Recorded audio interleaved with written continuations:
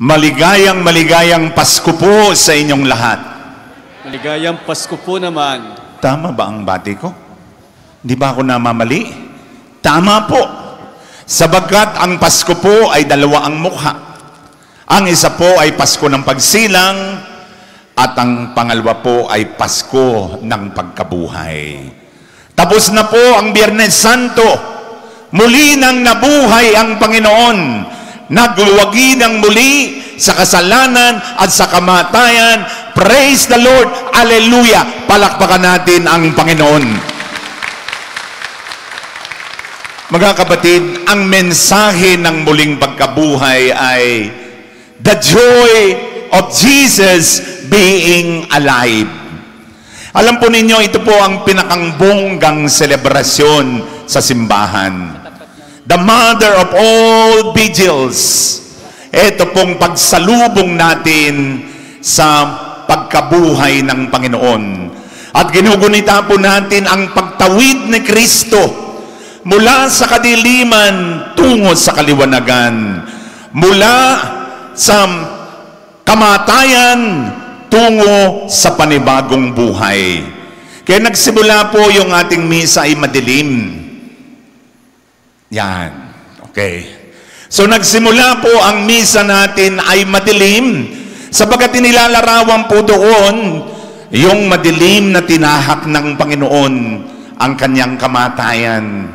Kaya naman ang mensahe po ay tanggapin natin si Kristo bilang liwanag ng ating buhay. Jesus is the light of the world. Kaya ipinakita po sa atin na tayo po ay nasa kadiliman at dahan-dahan tayong tumawid mula sa kaliwanagan. Parang akmang-akma yung awiting, You light up my life, You give me hope to carry on. Kanta tayo. You light up my days and fill my life with song. Masabi po natin, meron pa nga kayang bahagi ng buhay natin na nasa kadiliman pa. Siguro nga po nasa kadiliman pa tayo ngayon, dala po ng pandemya. At sana nga po, wag makapasok sa ating bayan ang variant. Yan po ngayon ang umuugong na pumasok na daw po ang variant. Sana nga po ay hindi totoo at fake news lamang yan sapagkat lubha pong nakakatakot. Pero maganda na po na tayo po ay nag-iingat. Amen? Kaya ito pong ating banal na pagbasa ngayon po ay nagpapakita po sa atin ng ilang mga katotohanan. Una po nating makikita po, bihira nating makita yung women disciples. Lagi na lang bida ay si Simon Pedro, lagi na lang bida yung tiyuhin natin, si Judas Iscariote. Pero ngayon pong muling pagkabuhay, ang bida ay mga babaeng disipulo o tawagin nating disipula. Itong mga disipula, si Cleopas, Mary Salome, Mary Magdalene, they are the women disciples. Ano po ba ang nagawa ng mga babaeng ito na disipulo ng Panginoon? Wala silang dialogue.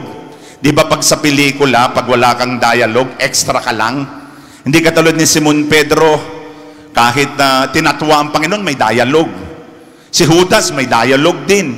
Pero ito pong mga women disciples did not have dialogue. And siguro po, sa unang tingin sasabihin nyo, walang masyadong nagawa itong mga babaeng ito. They did very little in the life of the Lord. Kasi they were not able to prevent the crowd from demanding Jesus to be crucified. Hindi rin nila napigilan yung mga Roman soldiers. Hindi rin naman nila napigilan at napakiusapan ang Sanhedrin. Hindi nila napakiusapan yung mga tormentors ng Panginoon. Maunti ang kanilang nagawa. Mga kapatid, nagkakamali po tayo. They were there in the terrible moment of the life of the Lord. They seized all the opportunities that they had to serve the Lord. They stayed at the foot of the cross. They followed the body of Jesus to the tomb. And they were the first who witnessed that Jesus is alive. Nagtyaga po ang mga disipula. At dahil po do'y binigyan sila ng regalo ng Panginoon, Jesus rewarded their devotion and their diligence by being the first witness of resurrection, Maria Magdalena. Mga kapatid, ano po ba ang masasabi natin sa ating banal na ebanghelyo? As I try to reflect 3 points. Number 1, about the women disciples. Ano ang kanilang ginawa? Madilim-dilim pa, sabi ng banal na ebanghelyo, sila ay pumunta doon sa libingan ng Panginoon. Symbolizing the state of the soul. Confused, lonely, in the darkness. Parang tayo rin po. Parang isang taong nakalipas, parang lalong gumrabe. Sabi natin ay siguro makaraan ng 6 na buwan ay tayo babalik na sa normal. Lalo tayong naging abnormal. At lalong humirap ang buhay. At naiintindihan natin yung nararanasan ng mga women disciples. They were in the dark. But remember, Israelites were in the dark for so many years. Minsan po kailangan natin ang dilim para maranasan natin ang kaliwanagan.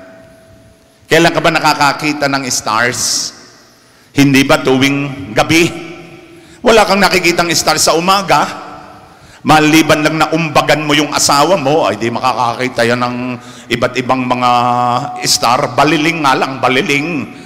Pero ang stargazing is very much happening during the night. And sometimes the Lord will allow us to experience dark night. Sabi ni St. John of the Cross, don't be afraid of the dark night. Because not everything is lost in the dark night. Because after the dark night is the dawning of the new day. At ito po ang nangyari sa pagkabuhay ng Panginoon. Madilim. Walang buhay. Pero nang isinilang, nang muling mabuhay ang Panginoon, nagliwanag muli.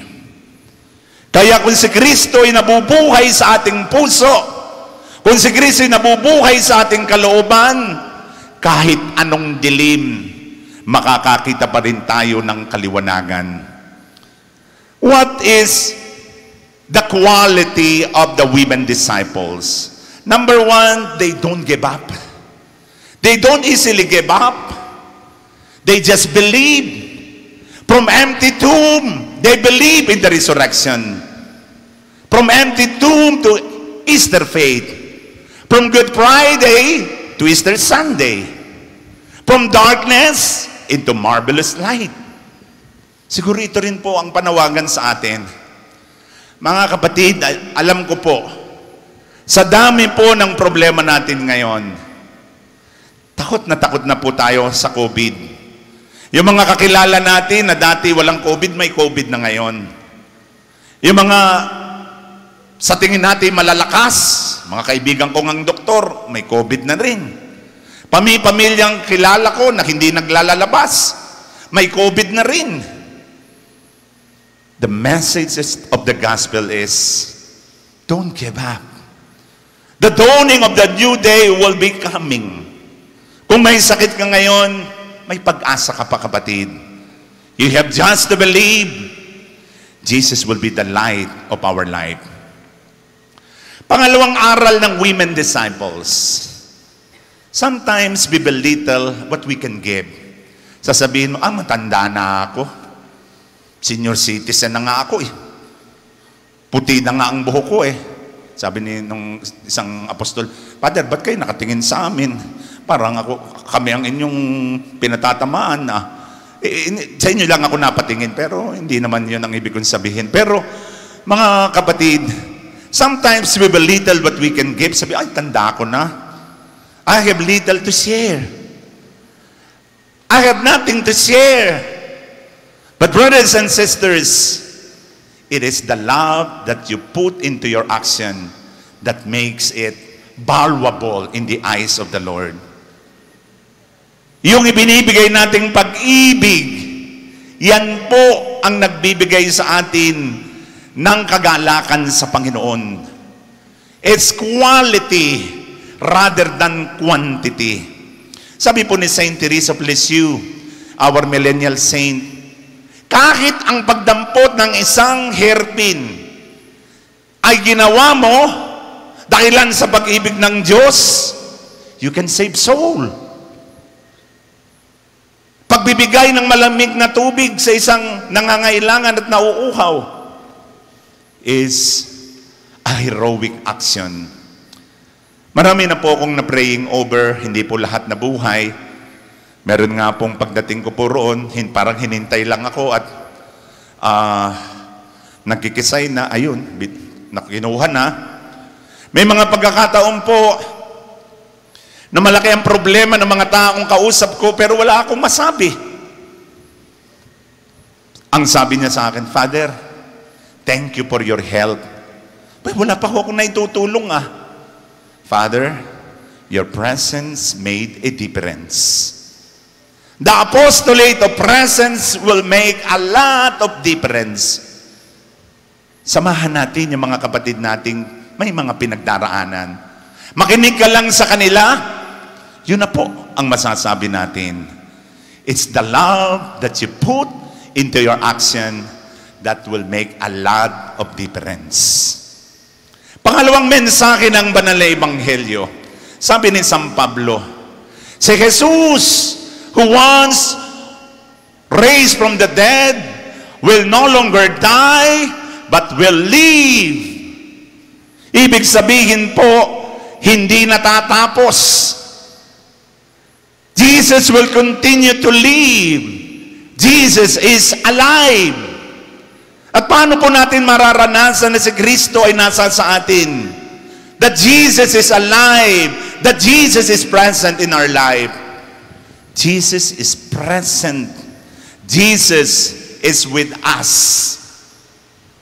Sa mga panahong tayo ay sinusubukan ng Panginoon, Jesus lives eternally with His Father, first and foremost. He is present with us invisibly through the Eucharist and through the Holy Spirit. He is present with us in the celebration of the sacrament. He is with us as He meets the women disciples in the tomb. He will continue to be with us. Kaya yun lang po ang masasabi natin. Ano man ang ating mga pinagdaraanan po natin ngayon, ang isang katotohanan ng ating mapaninindigan, kasama natin si Jesus. Pwede bang sabihin mo sa katabi mo, kasama mo si Jesus? Huwag mong tatalbogan ng laway, delikado yan, yan lang, kaunti lang yan, kasama mo si Jesus. At yun po ang pinakang pag-asa po natin, na kung kasama natin si Jesus, tayo rin ay magtatagumpay. Pangatlong mensahe ng banal na ebanghelyo, what is the meaning of resurrection? Resurrection is not just an event. It is not just a memorial. It is a revelation. It is a message. It is a challenge to start a new life. Kung meron tayong nagawang mga pagkakamali noon, ito ang tamang pagkakataon. Bawi-bawi lang tayo. Ito ang tamang pagkakataon to start a new beginning and new life with Jesus. Isang araw po ay, nung hindi pa ho pandemic, may lumapit po sa akin ng nagpa-counseling. At sabi sa akin, Father, babae, ano po ang inyong gagawin? 3 beses na po akong niloko ng asawa ko. Nung una, ng babae, pinatulan yung katulong namin. Pangalawa, pinatulan yung kaibigan ko. Best friend ko pa. Pangatlo, ay pati yung kumare ko. Adi, ito na po ang nasa sa isip ko. Sabi ko ang sasabihin ko sana po'y ganito. Huwag mo nang bigyan ng pagkakataon. Talagang walang idudulot na maganda sa iyong lalaking yan. Yun na po sana ang sasabihin ko. Biglang nag-flashback sa buhay ko. Yung mga pagkakamalit na gawa kong mga kasalanan at parang sinasabi ng Panginoon, ikaw rin, pinatawad ko. Na iba po yung sasabihin ko sa Kanya at ang sinabi ko sa Kanya ay, lahat tayo nagkakamali. Everybody deserves a new beginning, a new start, a new life. Kasi tandang-tanda ko po, nung ako po ay binigyan ng tatay ko ng relo, grade 4, binigyan ako ng relo na gold, parang tingki gold, ang tatak, Garuda, made in Japan. Naku, kami po yung nag-jolens. Ay, talagang laging nakaganyan yung aking, laging pinapahanga ko doon sa mga kalaro ko. Sabi ng mga kalaro, ganda naman ng relo ni Joey. Bigyan ng daddy ko yan. Galing Japan yan. Garuda yan. Lagi kong itinataas, kahit saan ako pumunta, Garuda to, Garuda. Made in Japan. Makaraan po ang ilang panahon, tumigil ang pagtiktok,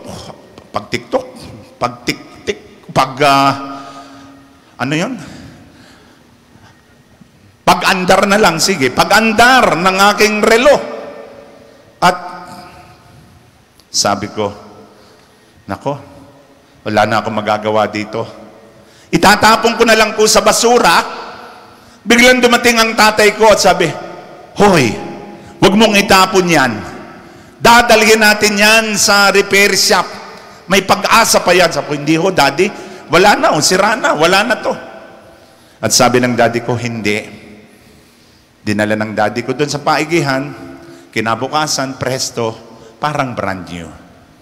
At doon ko po nakita ang aking sarili. Salamat na ang Diyos ay katulad ng tatay ko, na binibigyan ng pagkakataon kahit ang sira at bulok na relo na, nagiging brand new. Salamat na ang Diyos ay hindi katulad ni Joey, mainisin, magagalitin at itatapon na lang. Salamat ang Diyos ay katulad ng tatay ko, marunong magbigay ng pagkakataon. Mga kapatid, ilang vigil na po na tayong nakaranas? Easter Vigil. Tayo po ba ay tumawid na mula sa kadiliman ng ating buhay tungo sa kaliwanagan? Tayo po ba ay tumawid na sa ating pagiging makasalanan upang tanggapin ang buhay ng grasya? Mga kapatid, si Kristo ay muling nabuhay at ang kanyang paanyaya, tanggapin natin ang panibagong buhay na ibinibigay ng ating Panginoon. Easter will be devoid of meaning if there will be no change of our life. Marami nang nabago sa buhay natin. Waistline, buhok, iba't ibang mga pagbabago. Pero ang hinihingi ng Panginoon sa muling pagkabuhay, ang pagbabago ng puso, pagbabago ng isip, pagbabago ng kalooban, pagbabago ng buhay. Sana po, iwanan na po munang natin pansamantala ang Biyernes Santo. Nagtagumpay na si Kristo sa kasalanan at sa kamatayan. Kung tayo kakapit sa Kanya, tayo rin magtatagumpay at magkakamit ng buhay na walang hanggan. Happy Easter to all of you. Amen.